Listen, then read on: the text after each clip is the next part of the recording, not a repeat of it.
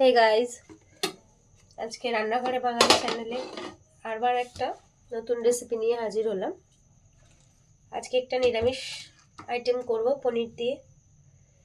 তো চলুন বেশি কথা না বাড়িয়ে রেসিপিটি স্টার্ট করা যাক। প্রথমে পনিরগুলোকে আমি এখানে 300-র মতো পনির নিয়েছি। পনিরগুলোকে ছোট ছোট কিউব করে কেটে নেব।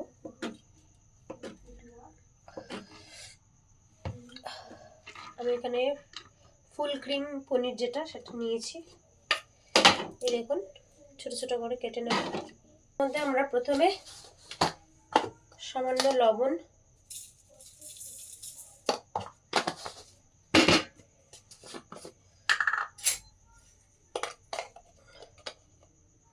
হলুদ গুঁড়ো,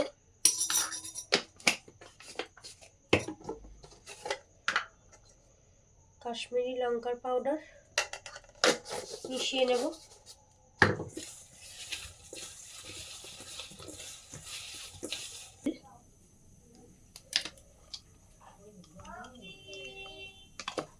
আর দিয়ে দেব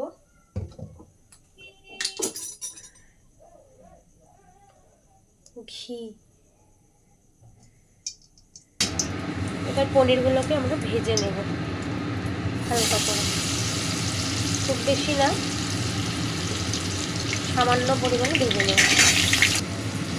দিয়ে দেবো সামান্য পরিমাণ কাজু,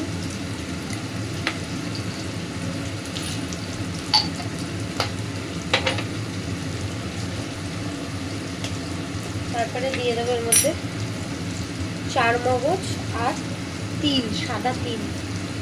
একটু বেশি পরিমাণেই লাগবে কারণ এটা দিয়ে গ্রেভিটা হবে।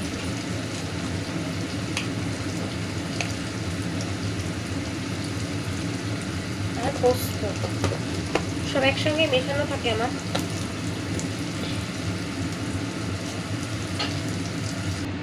এর মধ্যে আমি বড় টেবিল চামচের 3 চামচ টক দই দিয়েছি। একসঙ্গে এটাকে ঘুরিয়ে নেব, একটা স্মুথ পেস্ট বানাবো। তার সাথে দিয়ে দেবেন, এর সঙ্গে দিয়ে দেবেন আরও 4-5টা কাঁচা লঙ্কা, দিয়ে দেবো কাঁচা লঙ্কা। যেমন ঝাল খায় সেই অনুযায়ী দেবেন। আমাদের ফাইন পেস্ট রেডি। এরপর আমরা ফোড়নে একটু দারচিনি দিয়ে দেবো। ওই পনির ভাজা তেলটাতেই করবো। এরপর ওই পেস্টটা দিয়ে দেবো।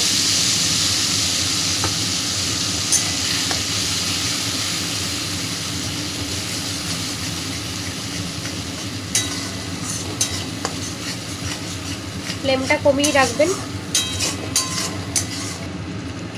মিক্সির বাটিটা একটু ধুয়ে নেব, নিয়ে ওই জলটাও আমরা দিয়ে দেব। স্বাদ অনুযায়ী লবণ, হলুদ দেবো না, একটু সাদা সাদা হবে। সামান্য কাশ্মীরি লঙ্কার পাউডার,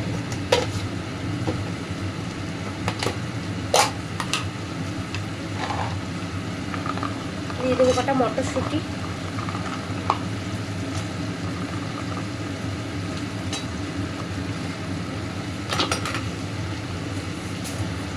একটু মিষ্টি মিষ্টি হবে, চিনিটা একটু বেশি দেবেন।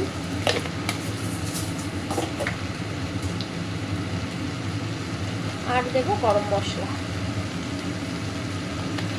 চটপট খুব সহজেই হয়ে যায় নিরামিষের দিনে। এবার এটা কষবো, যতক্ষণ এটা তেল ছাড়বে ততক্ষণ কষবো। দেখুন আমার মশলাটা প্রায় কষা হয়েই গেছে। এর মধ্যে আমরা পনিরগুলো অ্যাড করব। ভেজে রাখা পনিরগুলো অ্যাড করে দেবো।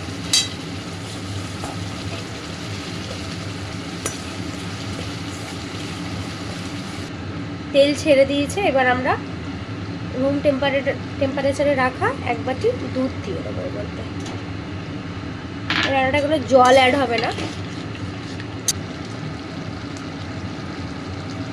আমাদের পনির রেডি হয়ে এসছে। নামানোর আগে একটু ঘি দেবো, দিয়ে নামিয়ে দেবো।